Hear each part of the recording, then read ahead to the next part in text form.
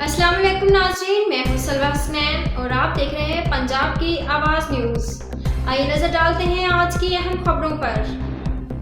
خبر شامل کرتے ہیں صوبائی دارالحکومت لاہور سے ہمارے نمائندے مبشر مشتاق کامیانہ کی رپورٹ کے مطابق انٹرنیشنل لیبر آرگنائزیشن کی میٹنگ میں قائد محترم شیخ محسن الیاس بطور member national steering committee Pakistan united workers federation کی شرکت۔ پاکستان یونائیٹڈ ورکرز فیڈریشن کے زیر اہتمام ایک اہم میٹنگ کا انعقاد کیا گیا جس میں بین الاقوامی سطح کے معزز مہمانوں نے شرکت کی۔ شرکت میں مسٹر گیئر